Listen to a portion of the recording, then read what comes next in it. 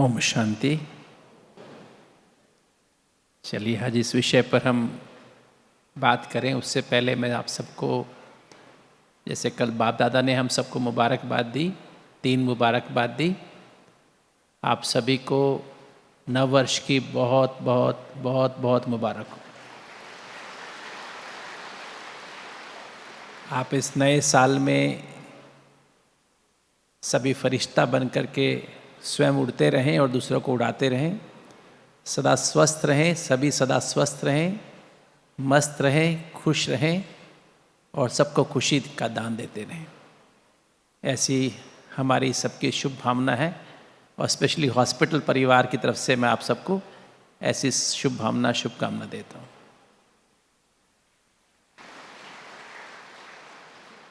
आज का विषय है ब्रह्मा बाप समान साक्षात मूर्त बनने की सहज विधि, कि हम कैसे ब्रह्मा बाप समान साक्षात मूर्त, साक्षात्कार मूर्त बने।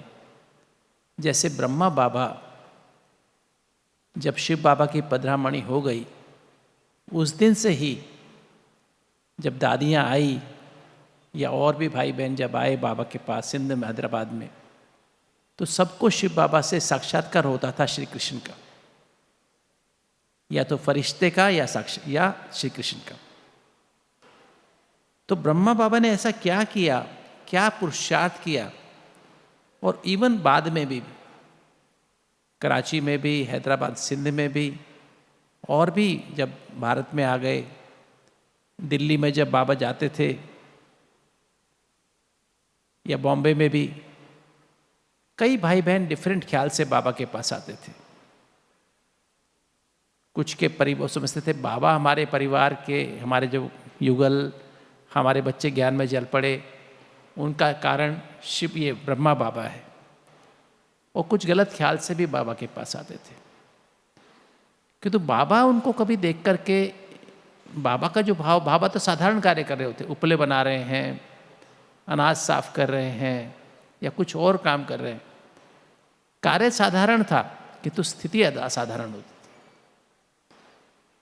जैसे बताते हैं एक सरदार जी आए दिल्ली में, तो वो अपनी कृपान लेकर के आए थे, और जैसे ही बाबा को दूर से देखा, पास में आए, तो उनको गुरु नानक देव दिखाई दिए।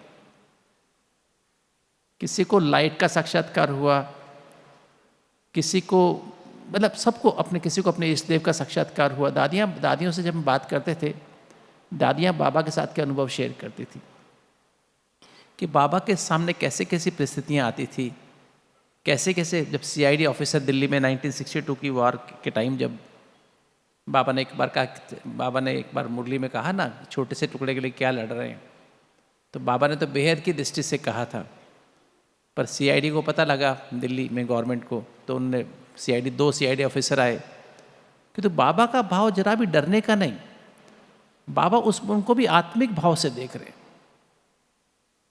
कौन है ये ऑफिसर है, किस भाव से नहीं, आत्मा के भाव से, अलौकिक भाव से देखते थे। तो बाबा ने तो प्रैक्टिकल करके दिखाया। प्रैक्टिकल में बाबा के सामने जो भी आते थे वो बदल जाते थे, बाबा से साक्षात्कार होता था। और दादियों का भी मैंने देखा, दादी प्रकाशमणि जी का भी देखा, दादी जानकी जी का भी देखा, शांतामणि दादी जी को देखा, विश्वतन दादा को देखा, और भी दादियाँ थी जिनके हम सभी संबंध संपर्क में आए। चंद्रमणि दादी अपनी, अभी तो हम अपनी रतन दादी को देखते हैं कि कैसे उनके सामने जाकर के ऐसा फील होता है, कुछ बोलने भी जाओ ना, अभी भी रतन दादी के पास कुछ बोलने के लिए जाओ ना, कुछ कहने के लिए, तो आप खुद ही अपनी बात जाके भूल जाओगे उसके सामने जाके। ऐसे ब्रह्मा बाबा के सामने भी ऐसा ही होता था, दादी प्रकाशमणि के सामने भी ऐसा ही होता था। मुझे याद है दादी प्रकाशमणि जी, जब सुबह सुबह मैं हॉस्पिटल में, सुबह सुबह जब उनको मुरली के बाद दादी से मिलता था, दादी कहती थी, गुप्ता जी कोई पेशेंट ऐसा है जो हॉस्पिटल में सीरियस हो, ऐसा कुछ हो? मैंने कहा दादी हाँ, फला पेशेंट सीरियस है, ऐसी ऐसी हालत है, कोई ब्राह्मण परिवार का भी है, हाँ दादी ब्राह्मण परिवार के दो भाई एडमिट है, दो बहन, एक बहन एडमिट है, ऐसे जो वटेवर जो होता था। तो दादी कहते 10 बजे मैं आऊँगी। दादी नाश्ता करने के बाद आती थी, और दादी इतना सुंदर, नॉन बीके को भी, मुझे याद आता है एक नॉन बीके थे, एक माउंट आबू के वो थे, कॉन्ट्रैक्टर थे, वो 21 दिन से कोमा में थे, वेंटिलेटर पे थे, और हमने भी अनाउंस कर दिया था कि पेशेंट जाने वाला है। और दादी उस दिन आई, और दादी ने उससे सब रिलेटिव्स आ चुके थे, सब रिश्तेदार आ चुके थे दूर दूर के, और दादी ने उसके मस्तक पे हाथ रखा, और उसका नाम था अगर मिस्टर अग्रवाल, तो कहा मिस्टर कैसे अग्रवाल जी, बाबू जी ना, ऐसे किया। और उसको थोड़ी देर के बाद ही होश आया, जो मतलब 21 दिन से कोमा में था, और उसको उस समय ऐसा ऐसा ऐसा आभास हुआ कि सामने ब्रह्मा बाबा की फ़ोटो लगी हुई थी, कि धोती वाला ब्रह्मा बाबा उसमें से निकला, और वो आकर के उसने मस्तक पे हाथ रखा, और उसके थोड़ी देर बाद उसको होश आ गई, और बाद में अगले दिन वेंटिलेटर भी हट गया उसका, और वो ठीक ठाक होके गया। तो दादियों के द्वारा भी ऐसे साक्षात्कार हुए।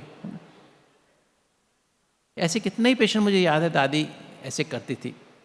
दिल वाले जो हार्ट पेशेंट्स आते थे, दादी हर ग्रुप से मिलती थी, और दादी हर ग्रुप से मिलकर के भी उनको यही भाषण देती थी।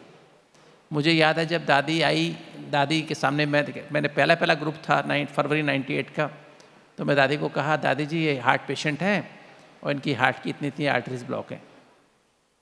तो दादी ने तुरंत कहा, नहीं दादी गुप्ता जी, ये हार्ट पेशेंट नहीं, ये दिल वाले हैं, ये दिलाराम बाबा के दिल वाले बच्चे हैं। ये दिल वाला नाम वहाँ से आया, तभी से उनको दिल वाले पेशेंट कहने लगे हैं। तो ये सारी बातें, अलौकिक भाषणाएं, ये सब दादियों के द्वारा। ब्रह्मा बाबा को तो हमने देखा नहीं, कि तो दादियों से उनके बहुत किस्से सुने ब्रह्मा बाबा के, और खुद दादियों के अंदर, दादा विश्वनाथ के अंदर भी बहुत सारी बातें देखी। अब ऐसा हम भी बन जाएं, ब्रह्मा बाप समान हम भी बन जाएं, साक्षात मूर्त बन जाएं, साक्षात्कार मूर्त बन जाएं, ऐसा कैसा बने? अगर मैं विश्वरत्न दादा की एग्जाम्पल लूँ, तो विश्वरत्न दादा को कोई देखता था ना जैसे चलते हुए, ऐसे ब्रह्मा बाबा की तरह चलते थे। कभी कभी ब्रह्मा बाबा को कहते थे कि वो बाबा मैंने ऐसे ऐसे आपको, उसको मैंने देखा आपको जाते हुए, कहते मैं नहीं था, वो विश्वरत्न दादा ऐसे करते थे। और विश्वरत्न दादा को ही अधिकार मिला बाबा की, जब लास्ट संस्कार किया गया, तो उनको ही मुख अग्नि देने का उनको ही राइट मिला था। तो उनका एक पक्का था कि बाबा मेरे साथ है, बाबा मेरे साथ चल रहा है, बाबा मुझे देख रहा है। तो अगर हमारी स्थिति ऐसी बन जाए और ब्रह्मा बाबा को हम फॉलो करें, जनवरी मास है, हमें भी कितने साल बीत गए, 87, अभी तो 88 साल शुरू हो गया है, इतना समय बीत गया है। ब्रह्मा बाबा के समान हम बन जाएं। ये तो हम सुनते हैं कि ब्राह्मण सो फरिश्ता, फरिश्ता सो देवता, और अंत में तो हमको बीज रूप स्थिति में जाकर बाबा के साथ बाप के साथ बीज रूप स्थिति में वापस जाना है। तो फरिश्ता सो देवता बनना है, जो ब्रह्मा बाबा ने प्रैक्टिकल करके दिखाया। अब हम कैसे बने? अगर हम ब्रह्मा बाबा के जीवन को देखें, अभी कल भी हमने मुरली में जो सुना कि हम अपने जीवन की विशेषता को पहचाने। हम सब कौन हैं? हमारा ये जन्म, दिव्य ब्राह्मण जन्म, देवताओं से भी उत्तम है,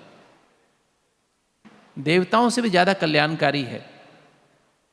हम सारे विश्व को परिवर्तन करने वाले हैं। अगर ब्राह्मण शब्द में ही हम देख लें, तो ब्राह्मण शब्द 3 शब्दों से बना है, ब्रा, माँ और ना। ब्रा का मतलब होता है बेहद। तो जो ब्रह्मा शब्द है उसका है मतलब अर्थ है बेहद की बुद्धि। तो ब्रह्मा माना बेहद की बुद्धि, और माँ मीन्स मन मना भव, और ना मीन्स बेहद का संस्कार, विष्णु जैसा संस्कार। जिसमें विष का एक अणु भी नहीं, विष का किसी भी विकार का अंश भी ना हो। तो सच्चा ब्राह्मण कौन? जिसकी सदा ही बेहद की बुद्धि रहती है, जिसकी बुद्धि पे सदा बेहद रहता है, जरा भी हद नहीं होता, वो है सच्चा ब्राह्मण। बेहद क्या और हद क्या होता है? हद वो है जो आज है कल नहीं रहेगा। देहभान हद है, देह अभिमान हद है। देह अभिमान के संबंध संपर्क आज है कल नहीं रहेंगे। देह अभिमान के पदार्थ आज हैं कल बदल जाते हैं। और देह अभिमान से पैदा होने वाले 5 विकार, उनके 10 उनके आसुरी सब संस्कार, आदतें, ये भी हद है। बचपन में नहीं होती, बुढ़ापे में नहीं होती, जवानी के टाइम मिडिल एज में आती है, फिर चली जाती है। तो ये जो है हद है। हद का मतलब हम असत्य भी कह सकते हैं और बेहद को हम सत्य भी कह सकते हैं। जैसे जो ज्ञान है बाबा का, वो है बेहद। बेहद का अर्थात सत्य। सत्य अर्थात जिसका न जन्म है न मरण है, जन्म मरण से परे है, एटर्नल है। और बेहद माना जो अनचेंजेबल, अपरिवर्तनशील है। तो ब्राह्मण माना जिसकी बुद्धि में बेहद है। बेहद का अर्थात ABCD, A फॉर आत्मा, B for Baba, C for connection अर्थात संबंध, और D फॉर ड्रामा। कर्म सत्य है, आत्मा सत्य है, जन्म मरण से परे। आत्मा जन्म मरण नहीं लेती है, परमात्मा भी जन्म मरण से परे है, किंतु आत्मा का शरीर बदलती है आत्मा। और आत्मा परमात्मा का संबंध भी सत्य है, और ड्रामा में कर्म भी सत्य है। किसी भी कर्म का विनाश नहीं होता है। अब हम ये समझते हैं कि अगर हम देखें, ब्रह्मा बाबा को देखें, ब्रह्मा बाबा के जीवन को देखें, एक तो ब्रह्मा बाबा के ज्ञान में आने से पहले, ब्रह्मा शिव बाबा की पधरामणि से पहले, ब्रह्मा बाबा में ऐसी क्या विशेषता थी, उन्होंने क्या तैयारी की कि शिव बाबा की पधरामणि उनके अंदर हुई। मुझे याद है निर्मल शांता दादी जी और पुट्टू दादी हमारे साथ 2.25 साल रही, हॉस्पिटल में दाखिल रही, ट्रॉमा सेंटर में। जब वो बीमार थे तो हमारे पास लास्ट के 3 साल हमारे पास रहे लगभग। उनसे रोज़ हमारी आधा घंटा पौना घंटा रोज़ शाम को बात होती थी। तो बाबा के बहुत अनुभव उनसे सुनते थे। निर्मल शांता दादी से ही बहुत सारे अनुभव बाबा के सुनते थे हम।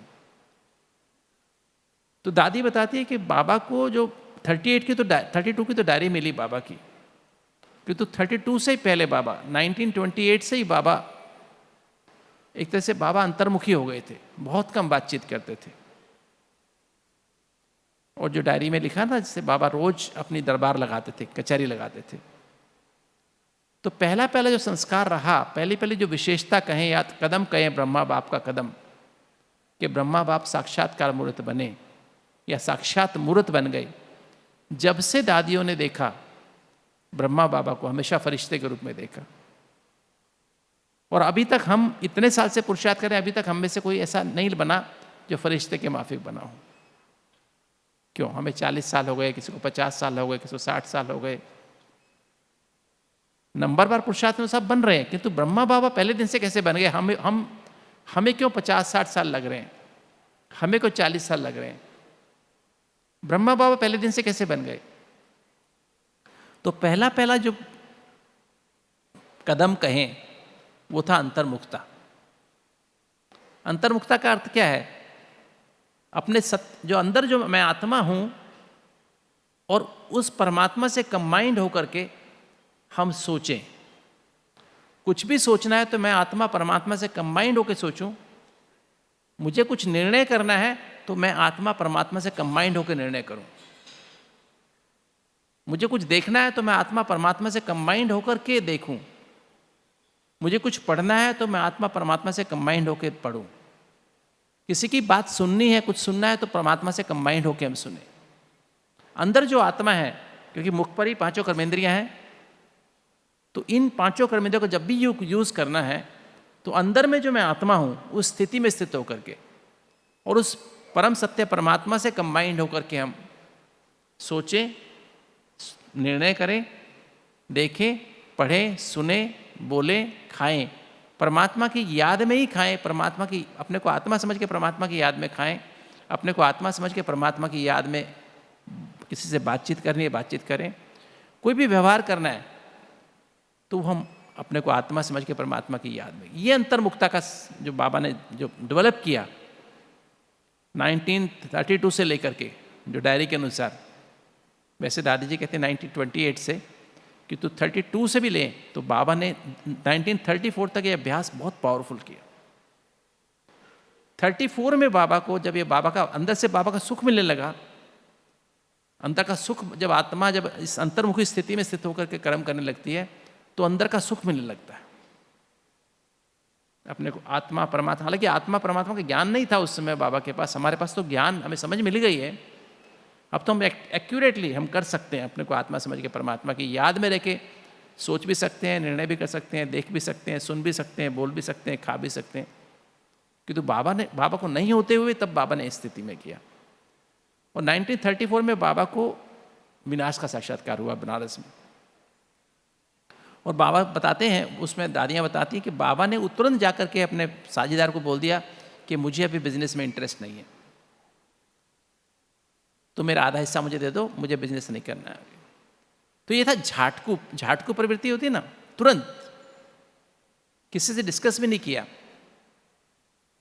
तो तुरंत बाबा ने, तो तब से ही बाबा ने, जब विनाश का साक्षात्कार हुआ तो बाबा ने तुरंत निर्णय ले लिया कि मुझे अभी बिजनेस नहीं करना है।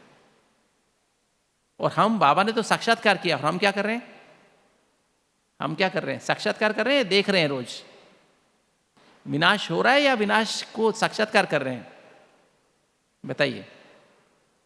हम तो रोज देख रहे हैं ना, कैसे बिल्डिंग नष्ट हो रही है, कैसे लोग मर रहे हैं, नाक खूनी नाहक खेल कैसे चल रहा है, जिनका कोई दोष नहीं वो मारे जा रहे हैं। वर्ल्ड वार कभी ऐसे सीन में थी नहीं, जबकि एटॉमिक वेपन्स एकदम तैयार हैं, रेडी हैं, दोनों तरफ से तैयार हैं। तो बाबा को इतनी बेहद की वैराग्य वृत्ति आई सिर्फ साक्षात्कार करने से। हमें सामने होते इतनी बेहद की वैराग्य वृत्ति है। तो ब्रह्मा बाबा का जो पहला कदम था अंतर्मुखता, अगर हम ये डेली शुरू कर दें आज से, हर काम सोचना, देखना, बोलना सब करना शुरू कर दें, और बेहद की वैराग्य वृत्ति। वैराग का मतलब होता है ना वैर ना राग, ना काहू से दोस्ती ना काहू से प्यार, सब चीजों से वैराग, बेहद का वैराग, देह और देह की पूरी दुनिया का वैराग, अगर ये मेरे अंदर आ जाए, और जब इतना हम ये अभ्यास करना शुरू करेंगे, पर उसके पहले अंदर का सुख लेना पड़ेगा। मैं आत्मा परमात्मा से कंबाइंड होकर, सर्व संबंधों से कंबाइंड होकर जब रहने लगूं, तो मैं अंदर का सुख मिलना शुरू हो जाए, तब ये बेहद की वैराग्य वृत्ति आ सकती है, नहीं तो नहीं आ सकती। तो जब बेहद की वैराग्य वृत्ति आनी शुरू होती है तो तो हमारे अंदर अनासक्त वृत्ति, अर्थात कुछ देखने की इच्छा, कुछ सुनने की इच्छा, कुछ पढ़ने की इच्छा, कुछ बोलने की इच्छा, कुछ खाने की इच्छा भी कम होती जाती है। और जब अनासक्त वृत्ति आने लगती है तो उपराम वृत्ति आने लगती है, और जब उपराम वृत्ति आने लगती है तो मेरी मन बुद्धि ऊपर जाने लगती है, और उससे एकांतवासी स्थिति आने लगती है, एक के अंत में खो जाने की इच्छा पैदा होती है। और यही ब्रह्मा बाबा का हुआ। जब ब्रह्मा बाबा बॉम्बे में थे, सत्संग में बैठे, तब शिव बाबा की पधरामणि हुई, जिसको ब्रजेंद्र दादा ने देखा। और उस पधरामणि के बाद बाबा के अंदर इतना परिवर्तन आ गया एक ही बार से, कि ब्रह्मा बाबा ने उसके तुरंत बाद, जैसे तुरंत कहें तभी से, अपना पुराना तन, अपना पुराना मन, अपना पुराना धन और अपना पुराना संबंध संपर्क सब कुछ बाबा के हवाले कर दिया, समर्पण कर दिया। जो कल बाबा ने कहा ना बोझ, अपना सब बोझ बाबा को दिया है, तन मन धन संबंध संपर्क सब कुछ बाबा के हवाले किया। बाबा ने कहा संस्कारों का बोझ, तो बाबा ने प्रैक्टिकल करके दिखाया। और ये बहुत ज़रूरी है। हमारा योग क्यों नहीं लगता है? हमारी बुद्धि कहाँ जाती है? क्योंकि राजयोग बुद्धि योग है। हमारी बुद्धि कहाँ जाती है? हमारे दिल में क्या होता है? सबसे ज़्यादा हमारा तन से अटैचमेंट होता है, आत्मा का अटैचमेंट सबसे ज़्यादा तन से होता है। हमारे दिल में आत्मा समाई रहती है। दूसरा हमारा देह, मन जो है, मन में जो कुछ भरा हुआ है ना अंदर, वो सारा का सारा हमारे दिल में भी समाया रहता है। तीसरा हमारा धन, धन का मतलब खाली पैसा नहीं, समय, श्वास, संकल्प और स्थूल धन, ये हमारी बुद्धि इसमें चली लगी रहती है। थोड़ा भी तन में कुछ ऊपर नीचे होता है, हम तुरंत हमारा योग उससे लगा ही रहता है। दूसरा मन से लगा रहता है, मन में कुछ विचार, मन में कुछ देखा हुआ, सुना हुआ, रिकॉर्ड संस्कार के रूप में, जो कल बाबा ने संस्कारों का बोझ, वो मुझे खाना है, अभी खाने का टाइम हो गया, ये चीज़ मुझे पीनी है, मुझे ऐसा करना है, मुझे ये करना है, मुझे ये करना है। तो उस संस्कार जो बने हुए हैं, मन में जो संस्कार बने हुए हैं, वो रिकॉर्ड रहते हैं और उधर बुद्धि जाती है। तीसरी बात है धन, कुछ भी ऊपर नीचे हो जाए तो कितने संकल्प चलते हैं, योग लगेगा ही नहीं। और चौथा संबंध संपर्क में कुछ ऊपर नीचे हो जाए तो हमारा इससे ऑटोमेटिक योग हर मनुष्य का लगा रहता है। तो जब तक हमारा योग नहीं लग सकता, जब तक अपना तन, मन, धन और संबंध संपर्क बाबा को संपूर्ण समर्पण ना करें, जो ब्रह्मा बाबा ने प्रैक्टिकल करके दिखाया। और जब हम ये बाबा की अमानत समझ के, ये तन, पुराना तन बाबा की अमानत है। बाबा ने कभी नहीं कहा उसके बाद कि मेरा रथ है, बाबा ने कहा ये शिव बाबा का रथ है, ये मेरा तन कभी नहीं, बाबा के रथ को नहला रहा हूं, बाबा के शरीर को स्नान करा रहा हूं, बाबा मुझे खिला रहे हैं। बाबा ने तन को ऐसा हम कर सकते हैं क्या? अगर सचमुच में हमें ब्रह्मा बाप समान बनना है तो हमें ब्रह्मा बाबा के कदम को फॉलो करना ही पड़ेगा। तो अपना पुराना तन बाबा की अमानत समझ के यूज करें, अपना मन कोई संकल्प भी बाबा से वेरीफाई करा के ही यूज करें। ब्रह्मा बाबा ने प्रैक्टिकल करके दिखाया, ब्रह्मा बाबा ने प्रैक्टिकल करके दिखाया। छोटी छोटी बात के लिए बाबा संदेशी को भेजते थे। मुझे बड़ी दादी का भी याद आता है, कुछ भी थोड़ी समस्या होती थी यज्ञ में, तुरंत दादी जी, गुलजार दादी जी को बोलते थे, जाओ गुल, बाबा से मैसेज लेके आओ, संदेश लेके आओ, क्या करना है। दादी बीमार होती, कोई भी यज्ञ में प्रॉब्लम आती थी, थोड़ी सी बात, मुझे भी याद है 96 में मुझे हार्ट की प्रॉब्लम हुई, तो दादी ने तुरंत दादी जी को कहा, गुलजार दादी को बोला, बाबा से पूछ कर क्या करना है। और फिर बाबा से जो मैसेज आया उसके अनुसार किया तो मेरी हार्ट की बीमारी ठीक हो गई। मुझे ना ऑपरेशन कराना पड़ा, मेरी हार्ट की दीवारें बहुत मोटी हो गई थी, मेरा ग्रेडियंट जो था हार्ट के अंदर, जो मेरी दीवारें बहुत मोटी हो चुकी थी, हार्ट की पंपिंग जो 60% होती 90% हो गई थी, मेरे हर धड़कन में दर्द था और धड़कन बहुत इरेगुलर होती थी। इसका इलाज उस समय यूएस में होता था। वो हार्ट की बीच की दीवार बहुत मोटी हो जाने से बीच में ब्लॉक हो जाता था पूरा रास्ता, और वहाँ एक नेगेटिव ग्रेडियंट पैदा होता था, जो कि आगे ब्लड दिमाग में जाता ही नहीं था, बॉडी के पार्ट्स में भी ब्लड जाना कम हो जाता था। तो उसका ऑपरेशन बहुत सीरियस था, उसमें एक मशीन लगाते बाद में, और उसकी सक्सेस रेट बहुत पुअर थी उस समय। तो बाबा ने कहा नहीं, ये तो योग का प्रयोग, बाबा ने ये बीमारी आई है योग का अनुभव की अथॉरिटी बनाने के लिए। अनुभव की अथॉरिटी कैसे, क्योंकि इन्होंने जो रिसर्च प्रोग्राम लिया है वो योग का प्रयोग करने का, रिसर्च करने का इनका प्लान है जो गवर्नमेंट को दिया है। पर इनको योग का इतना अच्छा अनुभव नहीं है प्रैक्टिकली, अपने ऊपर, अपनी बीमारी के ऊपर योग का प्रयोग करने का अनुभव नहीं है। तो इनको अपने योग का प्रयोग करेंगे और इसके द्वारा अपने आप को ठीक करके बताएं, तो फिर रिसर्च शुरू होगी। और सचमुच में जैसे बाबा ने बताया राजयोग की विधि करनी बताई, उस विधि से जब मैंने किया, पहले 1 महीना अपनी विधि से किया, कोई फ़ायदा नहीं हुआ, कि तो जिस बाबा ने फिर मुझे दादी जी ने बाबा का मैसेज में मुझे आधा घंटा लगभग समझाया कैसे रिवाइज और रियलाइज़ करना है मुरली के पॉइंट्स को, ABCD को रिवाइज और रियलाइज करना है, कैसे मनन चिंतन मंथन सिमरन करना है। तो मुझे याद आता है मैं 4 महीने सोया नहीं था उस टाइम, और जब मैंने किया उस ढंग से तो तीसरे दिन मैं सो गया, नींद आ गई।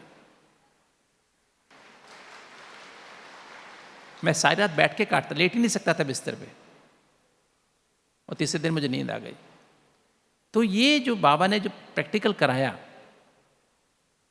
तो ये जो है प्रैक्टिकल मेथड बाबा की, तो हर बात में मन सबसे ज़्यादा तंग करता है। तो मन हर बात में हमने प्रैक्टिकल दादियों से देखा, हर बात में बाबा से, ऐसा ही हमको हर बात में बाबा से राय लेनी चाहिए। अभी भी अपने मन की मनमत परमत नहीं, या तो मुरली की श्रीमत में जो मिली है उसके आधार पे फिर भी कुछ कन्फ्यूजन है तो अमृत वेले बहुत ही साक्षी होकर, प्लेन बुद्धि होकर बैठो, बाबा टच करता है। या जिस पे आपको विश्वास है, अपने टीचर पे विश्वास है, या कोई और मधुबन में किसी पे विश्वास है, तो उनसे आप संदेश मंगा लो बाबा, क्योंकि कई बार अपने बारे में बायस्ड होते हैं, नहीं ऐसा ही होना चाहिए। तो थर्ड पर्सन जो है, जो इससे आपका कनेक्शन डायरेक्ट नहीं है, वो आपके लिए साक्षी होकर के बाबा सही डायरेक्शन आपको दे सकता है कि क्या करना चाहिए। ऐसा मैंने जीवन में बहुत बार देखा है। मेरे को तो गुलजार दादी से बहुत बहुत पालना मिली है हार्ट के प्रोग्राम के दौरान। राजयोग की गहराई क्या होती है, कैसे योग का प्रयोग होता है, बाबा ने समय समय पर मैसेज दिए। कैसे मनसा सेवा करनी होती है, वो भी बाबा ने बताया। तो मन, जब भी कुछ मन में दुविधा हो या कुछ भी बात हो, इवन छोटी छोटी बातों के लिए बाबा से राय लेनी चाहिए। कभी भी तुरंत किसी को ऐसा नहीं कहना चाहिए मैं आपको बताता हूँ ऐसे कर लो, नहीं।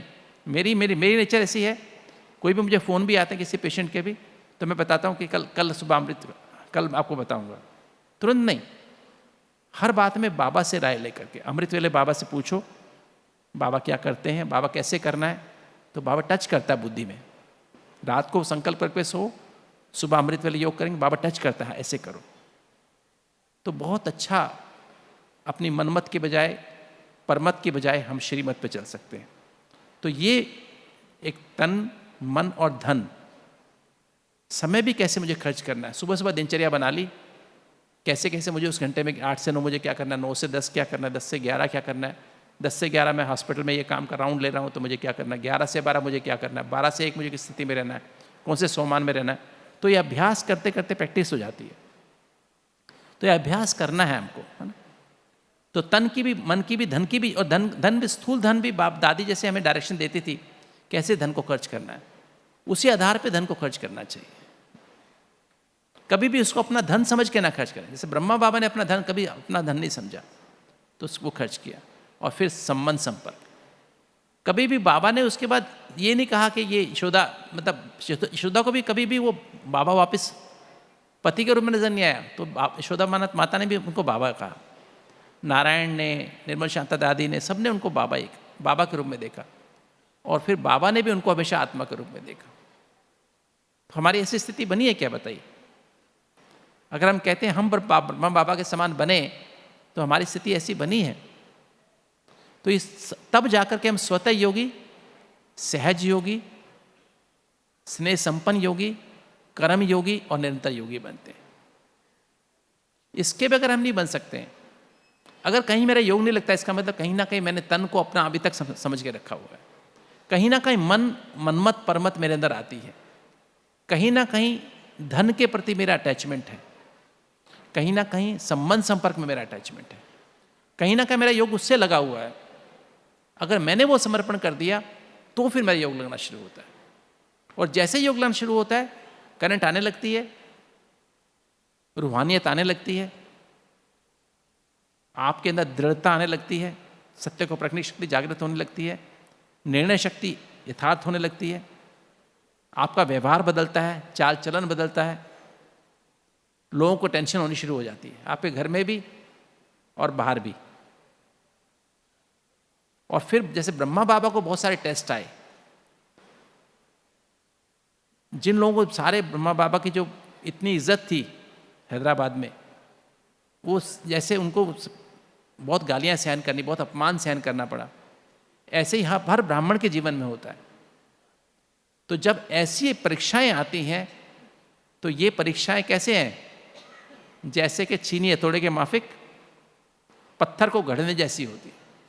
तो सहनशीलता, तो सहनशीलता ही मुझे सिखाती है, चौथा कदम है ब्रह्मा बाबा का, सहनशीलता। सहन करके समा लेना। सहन तो हम बहुत सभी करते हैं, नॉन बीके भी करते हैं, जो ज्ञान में नहीं है उनको वो भी सहन करते हैं। और सहन करके अपने अंदर एसिडिटी बना लेते हैं, है ना, पेट की खराबी पैदा कर लेते हैं, हड्डियां खराब हो जाती हैं, डायबिटीज़ पैदा हो जाती है, ब्लड प्रेशर पैदा हो जाता है।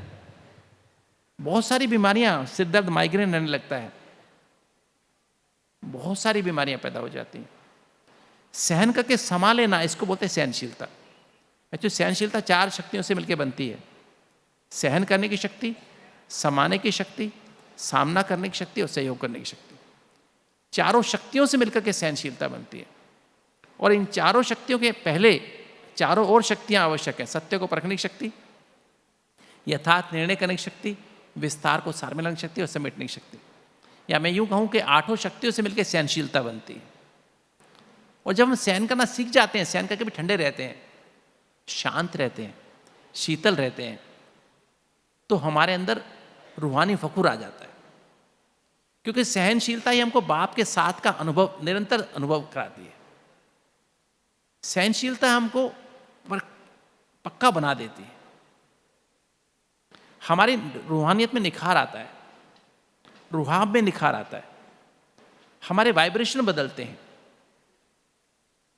दादियों ने कितना सहन किया, हमारे बड़े भाई बहनों को देखते हैं, हम आज भी देखते हैं कितना सहन करके संभाल लेते हैं। प्रैक्टिकल में कैसे दादी, आज दादी प्रथमिनी को आप देखो, कैसे दादी मुस्कुराती रहती है।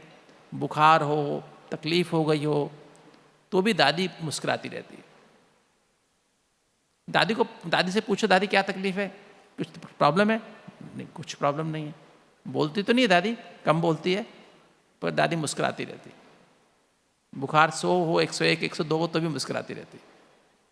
आप पता ही नहीं कर सकते उनको बुखार है भी कि नहीं है, उनको तकलीफ है कि नहीं है। तो ऐसी स्थिति हमारी बनी है। तो सहनशीलता और प्रैक्टिकल में शक्तियों को, जो आज का वरदान था ना, 8 शक्तियां, और ये जो इसका मेन जो मंत्र है ना, इसका जो मंत्र है साक्षात्कार मूर्त बनने का, वो यही है कि हमें निरंतर बाप के साथ सर्व संबंधों से कंबाइंड रहना। अगर हम निरंतर बाबा से कंबाइंड रहना सीख जाएं तो ये हो सकता है। और ये तभी पॉसिबल है जब मैं अपने तन, मन, धन और संबंध संपर्क को बाबा के हवाले कर दूं, समर्पण कर दूं पूरी तरह। तभी मेरा योग लगना शुरू होगा। जो ब्रह्मा बाबा प्रैक्टिकल जिस दिन से बाबा ने किया, बाबा को हर एक ने फरिश्ते के रूप में देखा, बाबा का बेहद स्वरूप देखा। ब्रह्मा बाबा से सबको साक्षात्कार श्री कृष्ण का हुआ, फरिश्ता का भी हुआ, देवता का भी हुआ। और ब्रह्मा बाबा से कितनी ही आत्माएं ऐसे निकली जो दूर दूर तक बाबा का साक्षात्कार होता रहा। विदेश में भी आज तक भी ब्रह्मा बाबा का साक्षात्कार होता है विदेश में। क्यों ऐसा? क्योंकि ब्रह्मा बाबा ही एक ऐसी आत्मा थी, हमें भी उसको फॉलो करते हुए, हम फॉलो फादर कह तो देते हैं, पर प्रैक्टिकल में क्या करते हैं? मैं देखा लिख लिख के करना चाहिए, लिख लिख के करना चाहिए। अपने साथ रोज रोज रेजोल्यूशन पास सुबह करना चाहिए और शाम को चेक करना चाहिए कि आज मैंने अपने आप को क्या क्या, मैंने आज की मुरली के आधार पर मैंने क्या क्या अपने साथ दृढ़ संकल्प किए, और शाम को सोने के पहले देखें हम आज मैंने कितना % फॉलो किया। तो सहनशीलता कितना % मेरी सारा दिन में रही। सहनशीलता से रूहानी फकुर आता है और उससे बेफिक्र बादशाह बनते हैं। जो कल बाबा ने कहा ना बार बार, हे मेरे मेरे बेफिक्र बादशाह बच्चे, तो बेफिक्री ये तब आती है। और जब बेफिक्री आते तो कर्म योगी बनते हैं। बिना बेफिक्री के, रूहानी फकुर के हम कर्म योगी नहीं बन सकते। जब हमारे कर्म योगी माना, हम निरंतर पहले योग, पहले कर्म बाद में, निरंतर बाबा से कंबाइंड होकर हम कर्म करें तो कभी थकावट महसूस नहीं होती है। और कर्म योगी बनने से क्या फायदा होता है? निरंतर कर्म योगी, उससे निरंतर योगी बन जाते हैं। और उससे क्या होता है? अब शुरू होती है तपस्या। जो कल बाबा ने कहा योग अग्नि, हम योग तो करते हैं सभी, किंतु हमारी तपस्या नहीं होती है। जैसे हम कहते हैं ना, दादियों ने 14 साल तपस्या की। क्यों 14 साल तपस्या का अर्थ क्या है? क्या दादियों ने 14 साल सोई नहीं? दादियां खाना नहीं खाया? क्या सैर नहीं की? क्या काम नहीं किया? सारे काम किए, पर गिनने में आता 14 साल तपस्या की। तपस्या का मतलब तपस्या कोई बैठ के करने की चीज़ नहीं कि 8 घंटा 6 घंटा हमने योग किया, वो उसे तपस्या नहीं कहते। कई बार हम कहते हैं ना, मेरी माँ ने तपस्या, इतनी माँ की तपस्या कि आज मैं पढ़ के डॉक्टर बन गया। कई बार बोलते हैं ना हम लोग, मेरे माता पिता की तपस्या कि मैं पढ़ के आज डॉक्टर बन गया, मैं इतना बड़ा ऑफिसर बन गया। वो तपस्या क्या थी? तपस्या है दृढ़ता की, कुछ नियम मर्यादाओं की दृढ़ता, उसको संकल्प संस्कार में ले आना, उसको जीना, वो श्वासों श्वास हमारे साथ अंदर रहे।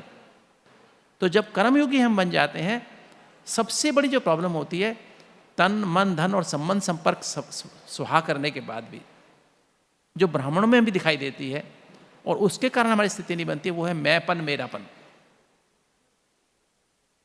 ये जो मैंपन मेरापन है, जो कल बाबा ने कहा, सफल करने के लिए क्या चाहिए? निमित्त भाव, निर्माण भावना और निर्मल स्वभाव, निर्मल वाणी।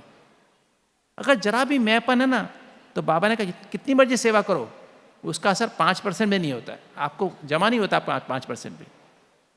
थोड़ी भी नाम मान शान की इच्छा है तो तपस्या बिना त्याग के नहीं हो सकती। कौन सा त्याग? मैंपन मेरेपन का त्याग। अगर मैंपन मेरेपन का त्याग करें, एक होता है मैं आत्मा हूं, चलते फिरते महसूस करने की कोशिश करते हैं, क्योंकि जब अपने को आत्मा समझते हैं, एक समझना और आत्मा समझ करके आत्मा रह करके व्यवहार करना। एक होता है रियलाइजिंग द ट्रूथ, एक होता है रियलाइजिंग कि मैं आत्मा हूं, एक होता है बीइंग द ट्रूथ, आत्मा बन करके काम करना। एक होता है परमात्मा को रियलाइज करना, एक होता है परमात्मा being with God all the time, परमात्मा के साथ हमेशा काम करना। तो ये जो है हमारी ऐसी स्थिति बने, इसके लिए मैंपन मेरेपन का त्याग बहुत जरूरी है। और जब मैंपन मेरेपन का त्याग होता है, तब जाकर के निराकारी स्थिति कहे ना, जैसे चलते फिरते उठते बैठते फील होने लगता है कि मैं आत्मा निराकारी, आत्मा निराकार बाप से कंबाइंड। और जब निराकारी बनकर निराकारी बाप से हम कंबाइंड होने लगता है, या यूं कहें अशरीरी स्थिति का अभ्यास होने लगता है। क्योंकि सूक्ष्म वतन में विक्रम विनाश नहीं होते हैं। सूक्ष्म विक्रम विनाश कहाँ होते हैं? परम धाम में। जब जीरो से जुड़ते हैं ना, सूक्ष्म वतन 1 से 3 की स्टेज है, 1 से 3 फ्रीक्वेंसी की स्टेज है, ABCD, डी ड्रामा संसार में है। सूक्ष्म वतन में 1 से 3 संकल्प, ABC आत्मा बाबा संबंध। जब 2 है, जब 2 संबंध, दो हमारी फ्रीक्वेंसी है, तो आत्मा और परमात्मा, तो ये अतीन्द्रिय सुख की स्टेज है, जिसको हम स्वीट साइलेंस भी कहते हैं। बाबा से भिन्न भिन्न संबंधों की अनुभूति करते हैं। और एक है डीप साइलेंस, वो आनंद की स्टेज है, लवलीन अवस्था है, सर्व संबंधों के महीन सार वाली याद। हम बाबा के साथ उस महीन सार में खो जाते हैं, संकल्प ऑलमोस्ट चलना बंद हो जाते हैं। और उसके बाद आती है अशरीरी स्थिति, डेड साइलेंस।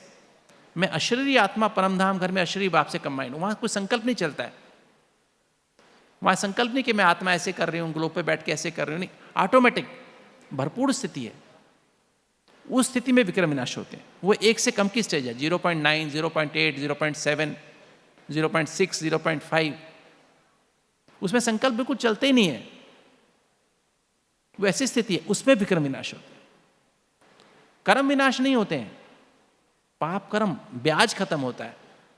जैसे हम कहते हैं 10 रुपया किसी से 100 साल पहले लिया, 100 साल के बाद उसका ब्याज 4,18,35,040 रुपया होता है। वो व्यक्ति मेरा कुछ ना कुछ बन के आएगा, मेरा संबंधी बन के, उसको मुझे देना पड़ेगा इतना ब्याज।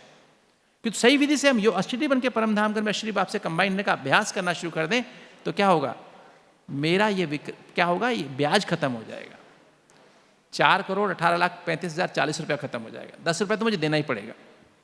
जो कर्म मैंने किया, 10 रुपये उधार लिया था, वापस नहीं किया, 10 रुपये देना पड़ेगा, ब्याज माफ हो जाएगा। इसको बोलते सूली से कांटा। कर्म भोग कर्म योग से सूली से कांटा बन जाता है।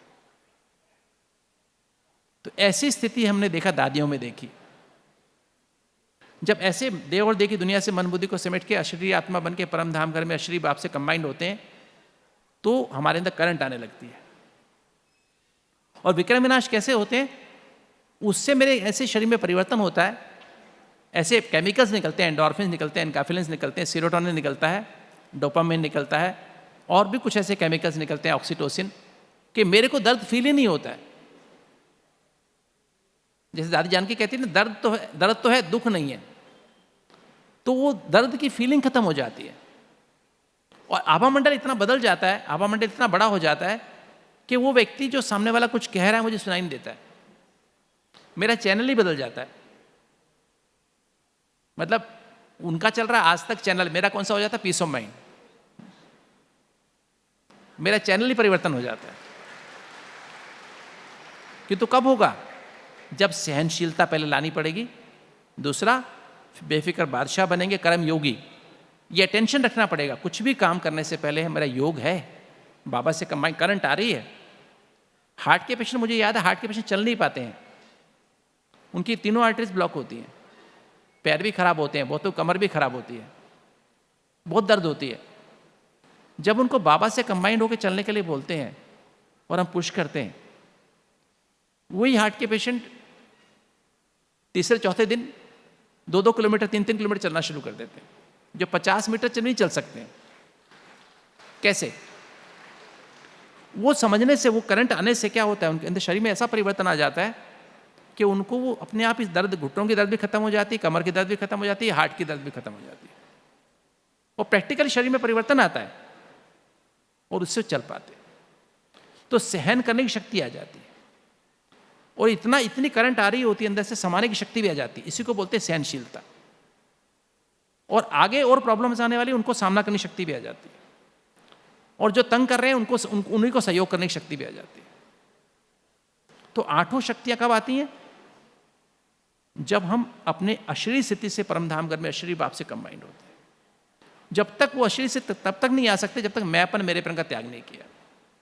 यही त्याग हमको अवश्य है, तब तपस्या होती है। इसी को तपस्या कहते हैं।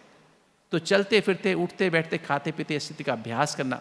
मुझे ये मुरली का एक दिन पॉइंट याद आया, त्रिवेणी का संगम था ना, जो त्रिवेणी का संगम, गंगा यमुना सरस्वती। बाबा ने कहा गंगा यमुना का मिलन होता है और सरस्वती गुप्त प्रकट होती है बाद में। तो गंगा कैसे आएगी मेरे अंदर? शंकर माना अशरीरी स्थिति। अशरीरी स्थिति ये नहीं कि कभी कभी मैंने अशरीरी का प्रैक्टिस कर ली 1 मिनट 2 मिनट, नहीं। अशरीरी स्थिति की मुझे जटाएं माना संस्कार बनाना पड़ेगा। जटाएं माना, शंकर की जटाएं दिखाते हैं ना, जटाओं में गंगा आती है। शिव बाबा से ज्ञान गंगा कब आएगी मेरे अंदर? जब मेरा अशरीरी स्थिति का संस्कार बन जाएगा। हर समय चलते फिरते, उठते बैठते, खाते पीते, हर समय ये अभ्यास करने की आदत पड़ जाए मुझे कि मैं अशरीरी आत्मा, देह से अलग हूँ, देह अलग है, मैं अलग हूँ। पर उसके लिए पहले क्या करना पड़ेगा? देही मानी स्थिति, चलते फिरते, उठते बैठते, मनन चिंतन मंथन सिमरण करना पड़ेगा। आत्मा माने सातों एनर्जी का प्रवाह अपने साथ उसके साथ लेके करना पड़ेगा। विदेही स्थिति माना स्वीट साइलेंस और डीप साइलेंस की अनुभूति, बाबा के साथ सर्व संबंधों की अनुभूति, और फिर महिंसार वाली याद, आनंद की स्थिति। उसके बाद अशरीरी स्थिति का अभ्यास। तो ये देहीमानी स्थिति, आत्मानी स्थिति इस दुनिया में चलते फिरते, उठते बैठते, और फिर विधेयी स्थिति, उसमें 2, स्वीट साइलेंस, डीप साइलेंस, और फिर डेड साइलेंस। जब ये अभ्यास करते जाते हैं, जो ब्रह्मा बाबा का बहुत प्रैक्टिकल अभ्यास था, ब्रह्मा बाबा बैठे बैठे गुम हो जाते थे। त्याग, तपस्या, वो जो ऐसी तपस्या हमको निर्विकारी बनाती है। और जब ऐसी तपस्या करते हैं, निर्विकारी बनते हैं, तो हमारी बुद्धि क्या बन गई? ट्रांसलाइट बन जाती है, ट्रांसपेरेंट बन जाती है, सच्चित आनंद स्वरूप बुद्धि बन जाती। दिल में सिर्फ सच्चा, मेरे दिल में सिर्फ मेरा तो एक शिव बाबा, दूसरा ना कोई। सच्ची दिल, साफ दिल माना श्रीमत के अलावा जरा भी परमत, मनमत, परमत नहीं, गुरु मत, शास्त्र मत, लौकिक माता पिता की मत नहीं, सिर्फ शिव बाबा की श्रीमत। इसको बोलते सच्ची दिल, साफ दिल। तो ऐसे व्यक्ति की तीसरी आंख खुल जाती है, सत्य को परखने की शक्ति, परम सत्य को परखने की शक्ति जागृत हो जाती है। वो सही निर्णय कर सकता है। ऐसी आत्मा यथार्थ विस्तार को साथ में लाने की शक्ति, माना देव और देव की दुनिया के विस्तार से मन बुद्धि को समेट के और सार रूपी गोद में समाया रहता है, बाप दादा की गोद में, सूक्ष्म वतन में। और जो बाबा से भिन्न संबंधों की स्वीट साइलेंस की अनुभूति करते हुए फिर वहाँ से डीप साइलेंस की अनुभूति, इच्छा मात्रम अविद्या, लवलीन, गोइंग बियॉन्ड, और फिर वहाँ से डेड साइलेंस की अनुभूति। तो ऐसे हमारे विक्रम विनाश होते जाते हैं। तो बुद्धि ट्रांसपेरेंट होती है तो मन ट्रांसपेरेंट होने लगता है, ट्रांसलाइट, मन ट्रांसलाइट बन जाता है, आर पार दिखाई देता है। नहीं तो हम बोलते सोचते कुछ हैं। कल ब्रह्मा बाबा ने कहा, ब्रह्मा बाबा क्या था? सोचना बोलना करना समान करके दिखाया बाबा ने। हमारा सोचना बोलना, संडे की लास्ट संडे की मुरली, सोचना तो बहुत अच्छा है, बोलना भी अच्छा है 75%, करने में हमारा बहुत कम है, जो ब्रह्मा बाबा की प्रैक्टिकल स्थिति थी। तो हमको भी अगर सचमुच में ब्रह्मा बाप समान फरिश्ता बनना है, फरिश्ता से देवता बनना है, या यूँ कहें साक्षात्कार मूर्त, साक्षात मूर्त बनना है, तो हमको क्या करना पड़ेगा? मैं प्रैक्टिकल में बहुत गहरा अभ्यास लिख लिख के अपने साथ रिजोल्यूशन पास करके, प्रतिज्ञा करके लिखो, शाम को देखो, चेक करो। शाम को भी क्या, हर घंटे घंटे में चेक करो। बहुत प्रैक्टिस करनी पड़ेगी। एक मुझे याद आती मुरली बाबा की, बाबा ने कहा सचमुच में करंट खींचनी है बाबा से तो क्या करना पड़ेगा? 3 बातें, धैर्यता, गंभीरता और शीतलता। धैर्यता, पेशेंस रखो, अटेंशन, और फिर गंभीर हो गए, सीरियस होके लगो। ये काम सीरियस होके करने का है, ऐसे नहीं कर लिया, आधा घंटा कर लिया फिर भूल गए काम में, नहीं, निरंतर बीच बीच में अभ्यास करने की आवश्यकता है। और फिर शीतलता, ठंडे रहो। शीतलता है सहनशीलता को, सहन बहुत करना पड़ेगा, अंदर से भी सहन करना पड़ेगा, मतलब तन के अंदर भी आएगा, मन के अंदर भी आएगा, धन के अंदर भी आएगा, और परिवार में भी आएगा, संबंध संपर्क में भी आएगा, लौकिक अलौकिक दोनों में आएगा। पर इसकी जड़ क्या है? मैंपन, मेरापन। तो मैंपन मेरेपन का त्याग करेंगे तो अशरीर स्थिति से बाबा से कंबाइन रहना सीख जाएंगे। अशरीर स्थिति की जब वो जटाएं आ जाएंगी ना, जटाएं माना, तब ज्ञान गंगा अंदर आएगी, तब शिव बाबा से ज्ञान गंगा हम सुनते तो हैं, मुरली सुनते हैं, परिवर्तन नहीं होता है। तब जाके ज्ञान गंगा अंदर जाएगी तो क्या होगा? आत्मा के दिल में ज्ञान आएगा, मैं आत्मा हूँ, परमात्मा की संतान हूँ। सारा दिन ABCD अंदर मनन होता रहेगा, चिंतन होता रहेगा, मंथन होता रहेगा, सिमरन होता रहेगा। तब जाके तीसरी आंख खुलेगी, तब जाके यथार्थ निर्णय करने की शक्ति आएगी, दृढ़ता आएगी हमारे जीवन में, तब जाके विस्तार को विस्तार करने की शक्ति आएगी, तब समेटने की शक्ति आएगी, परम धाम में जाएंगे, तब विक्रम विनाश, तब जाके ट्रांसपेरेंट मन बनेगा। और अभ्यास करते करते जटाएं जैसे जैसे बढ़ती जाएंगी, ज्ञान ज्ञान ज़्यादा आएगी, दिल में आएगा, बुद्धि में आएगा, मन में आएगा, और मन से तन में, तन क्या है? पूरी बॉडी में मन फैला हुआ है, रोम रोम में आएगा। तो दिल, बुद्धि, मन और तन, चारों में जब शिव बाबा आ जाएगा ना, और शिव बाबा की मुरली अर्थात ज्ञान गंगा आ जाएगी तो क्या होगा? यमुना, यमुना माना 5 विकार, ना आत्मा में रहेगा, ना बुद्धि में रहेगा, ना मन में रहेगा, ना तन के रोम रोम में रहेगा। दिमाग की सेल्स में से निकल जाएगा, आंखों में से निकल जाएगा 5 विकार, कानों से निकल जाएगा, नाक से, मुख से, रोम रोम से। दादी क्या कहती थी, बड़ी दादी क्या कहती थी? मेरे रोम रोम में बाबा समाया हुआ है। वो सचमुच में देखो तो, जो बड़ी बहनें बैठी हैं वो देखती होंगी, आपको अनुभव होगा, दादी का हाथ पकड़ना, दादी का देखना, दादी का व्यवहार देखना, रोम रोम में बाबा समाया हुआ है।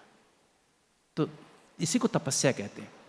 दिल में बाबा, यही था ब्रह्मा बाबा का पुरुषार्थ। ब्रह्मा बाबा ने अपने मस्तक, सूरत में, मूरत में, मस्तक में, नैनों में, मुख में, रोम रोम में शिव बाबा को समा दिया था। हमको क्या करना है? हमको शिव बाबा को मस्तक में समाना है और नैनों में ब्रह्मा बाबा को समाना है। जितना हम अशरीरी बन के परम धाम घर में अशरीरी बाप से कंबाइंड रहेंगे, निराकारी आत्मा बन के निराकार बाप से कंबाइंड रहेंगे, और ब्रह्मा बाबा से, इससे हमारी स्पीड स्लो हो जाएगी, सोचने की स्पीड स्लो हो जाएगी, तो हम ब्रह्मा बाबा को फॉलो कर सकेंगे। हर चीज़ को, हर संकल्प को, हर बोल को, हर कर्म को, संबंध संपर्क को, व्यवहार को ब्रह्मा बाबा से टैली कर सकेंगे। तो जब ये स्थिति हमारी बनेगी, इसमें धैर्यता चाहिए, गंभीरता चाहिए और शीतलता, माना सहनशीलता चाहिए, तब जाकर के हमारे अंदर चेंज, परिवर्तन आना शुरू होगा। हम निर्विकारी बनते जाएंगे, तब जाके क्या होगा? बेहद की मनसा सेवा शुरू होगी। बेहद की मनसा सेवा, मनोबल की सेवा, जो बाबा ने कही, मनोबल की सेवा, बेहद की वृत्ति से सेवा, विश्व की हर आत्मा की सेवा तब होगी। और जब ऐसी स्थिति बनेगी तो निरहंकारी बन जाएंगे, क्योंकि बाप के साथ कंबाइंड होकर जब सेवा करते हैं ना, तो निरहंकारी स्थिति आती है। खुद मैं सेवा कर रहा हूं तो अहंकार आता है, मैंपन, मेरापन आता है। जब ऐसी निरहंकारी स्थिति आएगी, हमेशा बाबा मेरे साथ है, तो नष्टो मोहा स्मृति लब्ध वाली स्थिति आएगी। हर समय किसी चीज़ से भी मेरा मोह तो रहेगा ही नहीं, स्मृति स्वरूप स्थिति रहेगी। और इससे हम बाबा को क्या कर सकेंगे? चलते फिरते ये स्थिति हो जाएगी, दिल ट्रांसपेरेंट, ट्रांसलाइट, बुद्धि ट्रांसपेरेंट या ट्रांसलाइट, मन ट्रांसपेरेंट या मन ट्रांसलाइट, और फिर संस्कार भी कैसे बनते जाएंगे? ये करते करते संस्कार बनते जाएंगे। तो अशरीरी स्थिति की जटाएं बनाओ, शंकर के समान अशरीरी स्थिति की जटाएं बनाओ, ज्ञान गंगा अंदर आई, और दिल, बुद्धि, मन और तन क्या हो जाएगा? सारा यमुना, यम निकल जाए, यमुना 5 विकार निकल जाएंगे। तब अंदर से गुप्त गंगा, गुप्त सरस्वती पैदा होगी। गुप्त सरस्वती में ना संपूर्ण पवित्रता की स्थिति पैदा होगी। और उस संपूर्ण पवित्रता की स्थिति से क्या होगा? ऑटोमेटिक हमारे मस्तक से, हमारे नैनों से, हमारे चेहरे से, चलन से क्या होगा? ब्रह्मा बाप, हमारे उससे क्या नजर आएगा? बाप नजर आएगा, साक्षात्कार होंगे लोगों को। और हम चलते फिरते क्या बन जाएंगे? म्यूजियम बन जाएंगे, चलते फिरते सेंटर बन जाएंगे, ऐसा चलते फिरते रूहानी बोर्ड बन जाएंगे।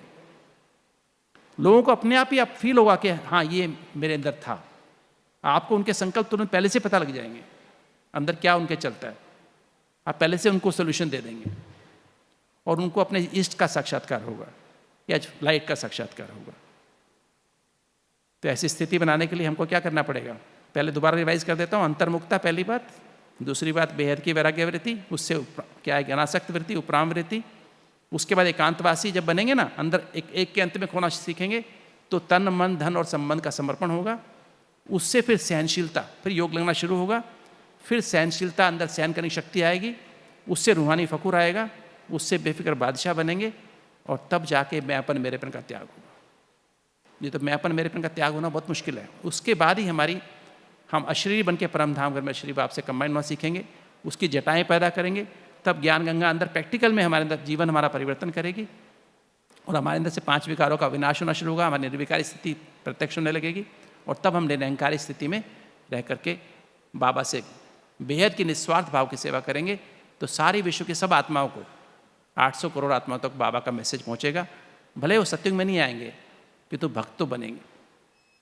ओम शांति।